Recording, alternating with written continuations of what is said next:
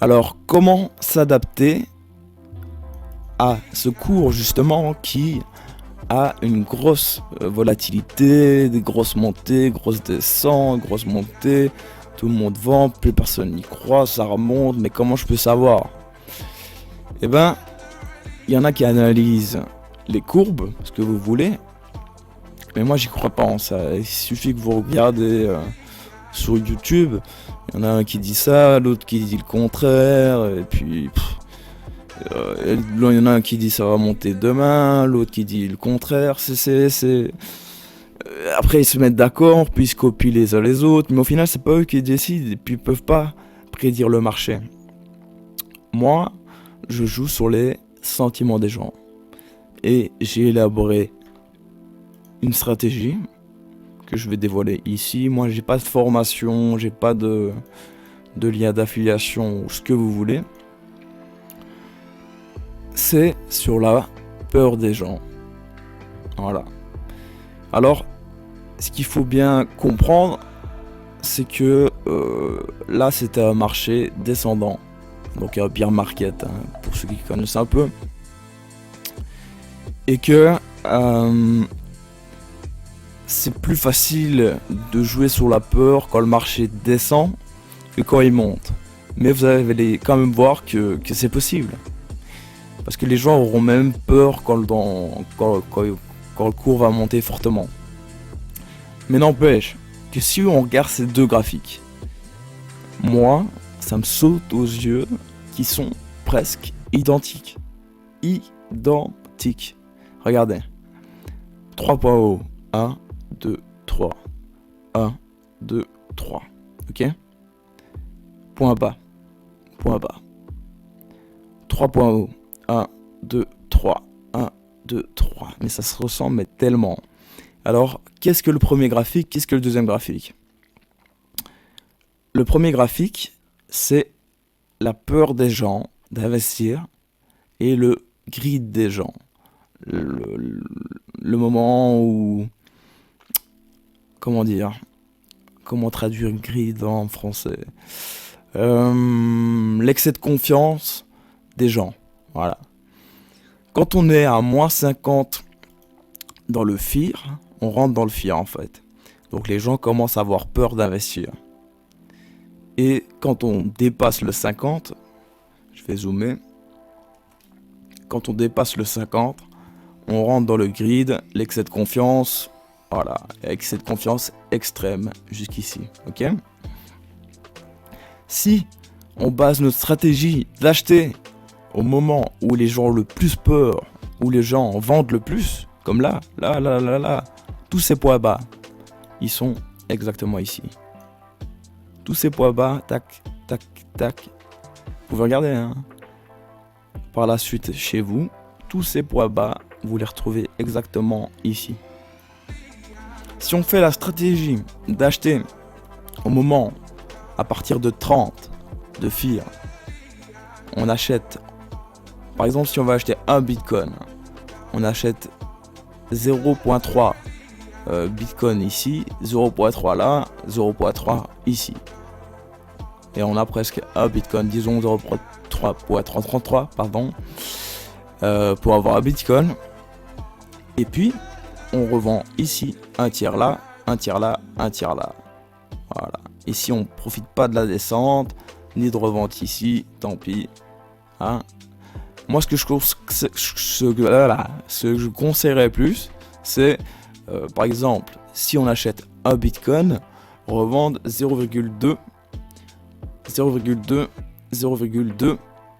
prendre le bénéfice et garder les 0,4 ici.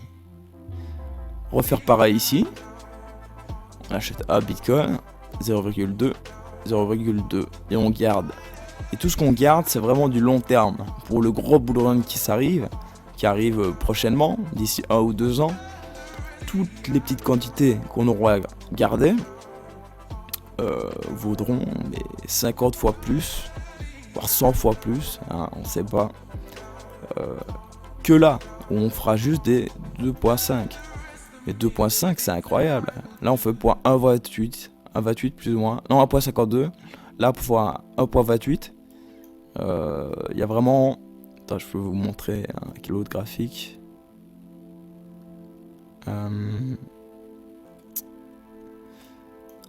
Si on achetait ici, qu'on revend là, à 57, à 37, à 28, en un mois, si on avait mis 5000 euros, donc même pas Bitcoin, 2850 euros de bénéfice.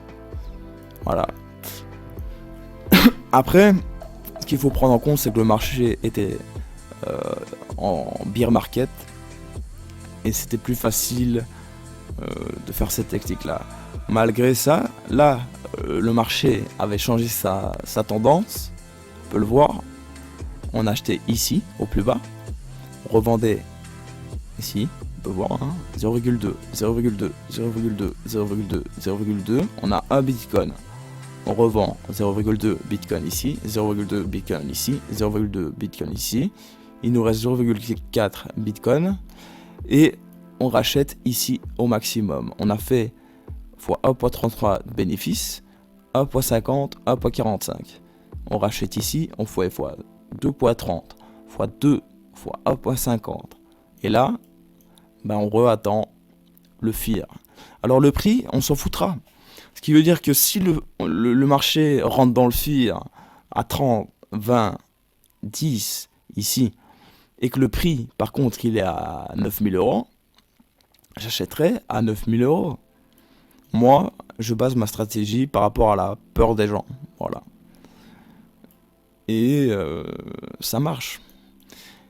Parce que clairement, si vous voulez vous placer, vous voulez vous placer avec les banques, avec les fonds d'investissement qui vont faire exprès, eux, de faire monter le cours d'un coup à ce moment-là, qui vont pas vouloir le laisser chuter trop.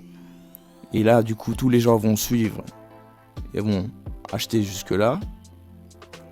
Là, les gens, les fonds d'investissement vont commencer à vendre. D'ailleurs, d'ici, ils ont déjà commencé à vendre.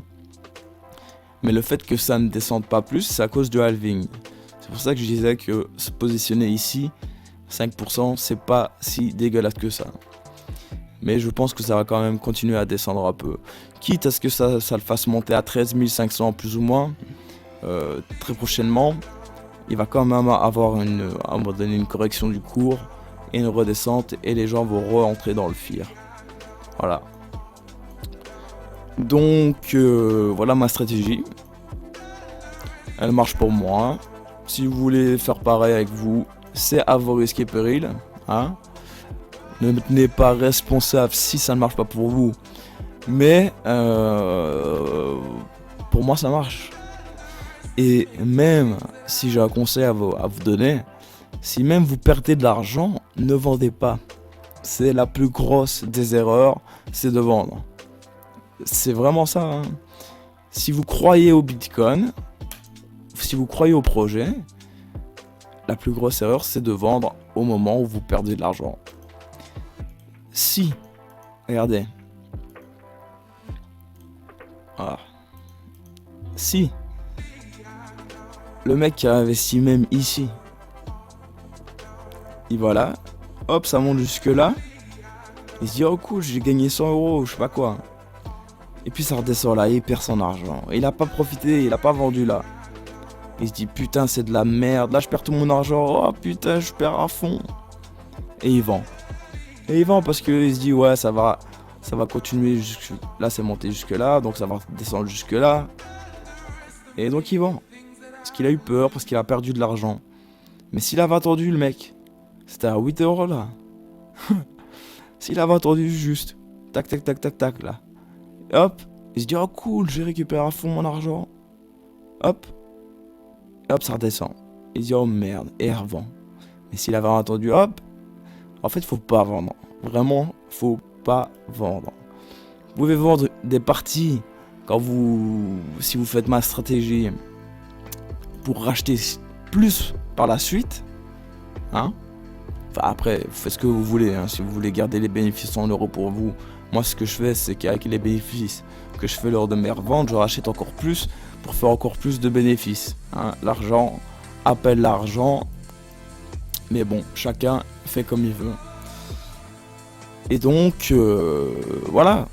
sur le long terme, tout le monde est gagnant si on vend pas.